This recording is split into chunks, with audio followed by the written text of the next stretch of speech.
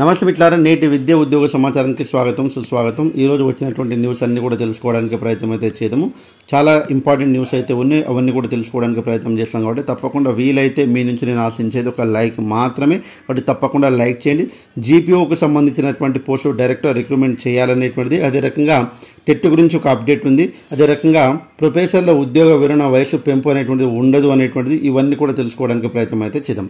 చూడండి, మెయిన్గా ఇక్కడ చూడండి, ఒకే తేదీల్లో తెలంగాణ టెట్, అదేవిధంగా ఏపీ డిఎస్సి సంకటంలో 100 మంది రాష్ట్ర అభ్యర్థులు. కాబట్టి ఈ నెల 18వ తేదీ నుంచి 30వ తేదీ వరకు 9 రోజుల రాష్ట్ర వ్యాప్తంగా టెట్ నిర్వహిస్తుండగా ఏపీ ప్రభుత్వం ఈ నెల 6 నుంచి 30 మధ్యలో డిఎస్సి జరుగుతుంది. దీనికోసం హైదరాబాద్లోని పరీక్షా కేంద్రాలు ఏర్పాటు చేసింది. నాన్ లోకల్ కింద 20% ఉపాధ్యాయ ఉద్యోగులకు పోటీ పడేందుకు రాష్ట్రానికి చెందిన సుమారు 7,000 మంది పరీక్షకు దరఖాస్తు చేసుకున్నారు. అయితే కొన్ని తేదీల్లో ఒకే రోజు తెలంగాణ టెట్, అదేవిధంగా ఏపీ డిఎస్సి పరీక్షలు ఉండడంతో వందలాది మంది అభ్యర్థులు ఏదో ఒకటి వదులుకోవాల్సిన పరిస్థితి అయితే ఏర్పడింది. కొందరికి హైదరాబాద్ పరీక్షా కేంద్రాలు కేటాయించగా మరికొందరు ఏపీ వెళ్ళి రాయాల్సి ఉంటుంది.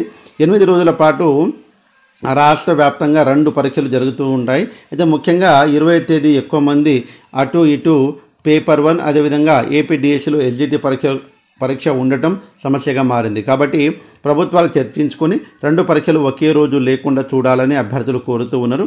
ఒకవేళ తేదీలు మార్చుకుంటే టెట్ ఏటా 2 సార్లు జరుగుతుందని, డిఎస్సి అరుదుగా నిర్వహిస్తామనే ఆలోచనతో టెట్ను వదులుకోవాలని కొందరు భావిస్తూ ఉన్నారు. కాబట్టి ఒకే రోజు ఉండడం అనేటువంటిది కొంతమంది అభ్యర్థులు అప్లై చేసుకున్నారు కాబట్టి వాళ్ళకైతే ఇబ్బందికరంగా మారింది. అదేవిధంగా జీపీఓ పోస్టుల్లో భర్తీ చేయాలి, విద్యార్థి నిరుద్యోగ చేసి వినతి. కాబట్టి నేనైతే స్ట్రాంగ్గా నమ్ముతున్నా 7,404 ఇవి పోస్టులు అనేటువంటిది జాబ్ క్యాలెండర్ ద్వారా భర్తీ చేయాలని ప్రభుత్వానికి విద్యార్థి నిరుద్యోగ జేఏసీ కోరింది. అయితే పొంగులేటి శ్రీనివాసరెడ్డి గారికి, అదేవిధంగా తెలంగాణ విద్యార్థి JAC chairman Manavatha Roy, OU, Ashok Nagar నిరుద్యోగ అభ్యర్థులు వినతి పత్రం అనేటువంటిది అందజేశారు. ఇదైతే నిజంగా చెప్పాలంటే ఇది న్యాయపరమైనటువంటి డిమాండ్ అండి. కాబట్టి తప్పకుండా జీపీఓ పోస్టులు డైరెక్ట్ రిక్రూట్మెంట్ చేయాలి.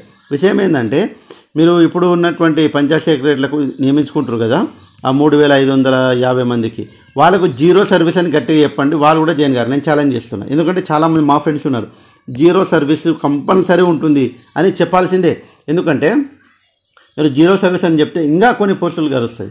కాబట్టి వాళ్ళకి ఏం చెప్తూ ఉన్నారు, తర్వాత ఈ సర్వీస్ అనేటువంటిది కలుస్తుందిలే అనేటువంటి కాన్సెప్ట్ వాళ్ళకి చెప్తూ ఉన్నారు. అలా చెప్పొద్దు.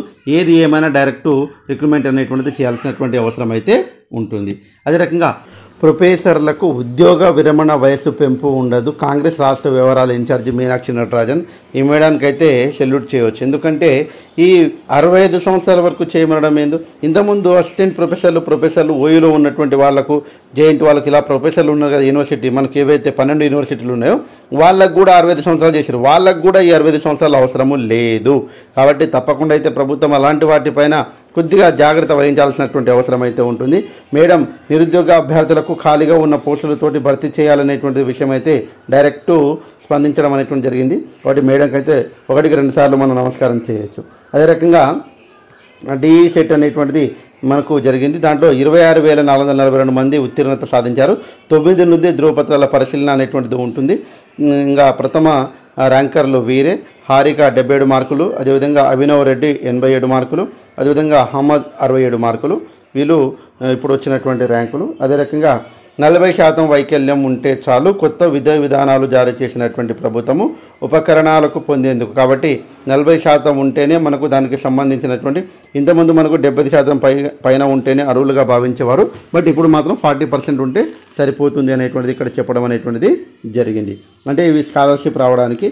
అదే రకంగా బడులు బాగుపడేలా ప్రభుత్వ పాఠశాలలపై మరింత పర్యవేక్షణ.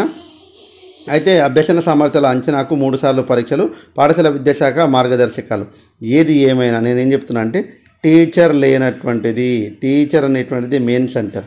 ఇది లేకుండా ఏ బడి కూడా బాగుపడదు. 1900 బళ్లలో మూసివేసారు టీచర్ లేని సందర్భంగా. టీచర్ లేనటువంటి ఆ బళ్లలో తప్పకుండా జూన్లోనే మనం టీచర్లు నియమించామనుకోండి, తప్పకుండా అక్కడ స్ట్రెంత్ పెరుగుతుంది, తప్పకుండా అక్కడ బడులు అనేటువంటిది బాగుపడతాయి. మూసివేసిన బడులను మళ్ళీ మనము ఆ బడి పోయిందనుకోండి, మళ్ళీ కొత్త బడి పర్మిషన్ తీసుకొని రావడానికి దాదాపు ఒక 5-6 ఏళ్ళు తిరిగినా కానీ పర్మిషన్ రాదు. సో ఈ రకంగా ఎప్పటికప్పుడు ఇన్ఫర్మేషన్ అయితే మీకు అందిస్తూ ఉంటాను. వీలైతే మన ఛానల్ లైక్ చేయండి, అదే రకంగా సబ్స్క్రైబ్ చేసుకోండి. నేనేమనుకున్నా అంటే మెథడాలజీకి సంబంధించినటువంటి ఏదైతే ఉందో మెథడాలజీ ఫస్ట్ యూనిట్ నుంచి మ్యారథాన్ క్లాసులు చేద్దాం అనుకుంటున్న ప్రాక్టీస్ బిట్స్. మీ యొక్క ఒపీనియన్ను తప్పకుండా తెలియజేయండి. Thanks for watching. All the best. Bye. See you.